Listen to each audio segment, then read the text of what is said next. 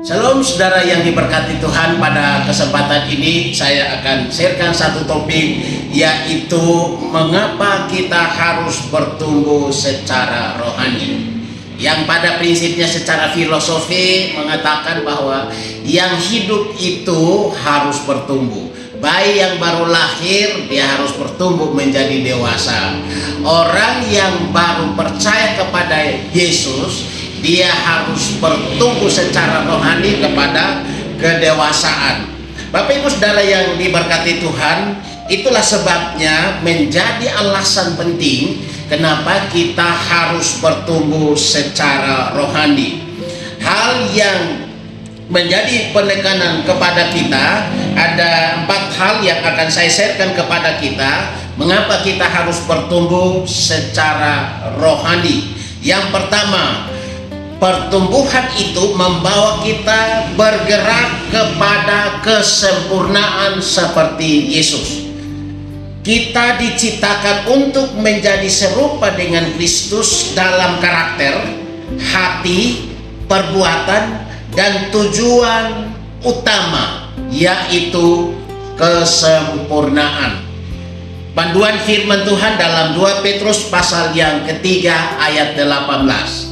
Di sana memberi penekanan kepada kita bahwa bertumbuh secara rohani menyerupai Kristus itu adalah keharusan.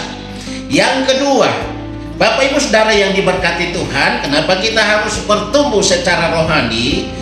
Karena dalam kerohanian kita harus bergerak dari titik jiwa kepada iman untuk berkenan kepada Allah. Jadi waktu kita percaya kepada Yesus, iman yang dianugerahkan kepada kita itu menggeser posisi operasional jiwa manusia, sehingga iman menempati posisi pertama, posisi utama dalam hidup manusia, sehingga itu akan menolong orang itu untuk mengoperasikan hidupnya secara iman. Dan Alkitab memberi kita penegasan bahwa orang yang mengundurkan diri tidak akan berkenan kepada Allah. Ibrani pasal 10 ayat yang ke-13. Jadi kenapa kita harus bertumbuh? Itu bicara tentang kita bergeser dari jiwani kepada titik iman sebagai langkah awal. Yang ketiga, kenapa kita harus bertumbuh secara rohani? Itu bergeseran dari kehidupan yang dikuasai oleh daging kepada roh.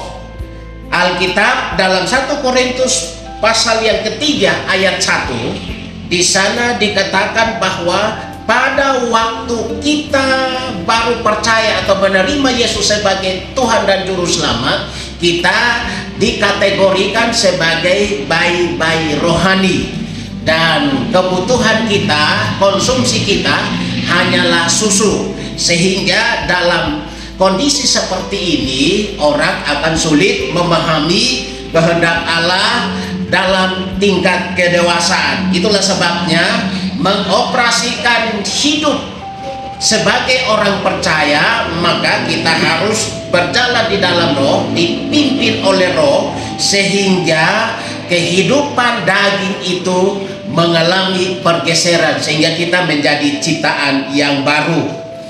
Yang terakhir, mengapa kita harus bertumbuh secara rohani?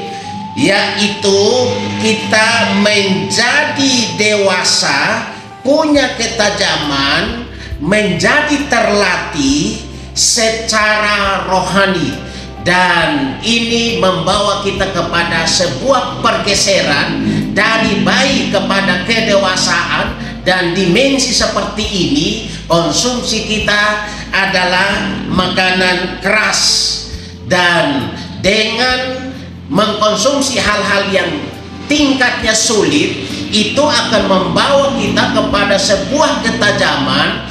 Kita punya ketajaman untuk membedakan yang baik dan yang jahat, yang berkenan kepada Allah. Oleh sebab itu, Bapak Ibu Saudara yang diberkati Tuhan, semua yang hidup harus bertumbuh.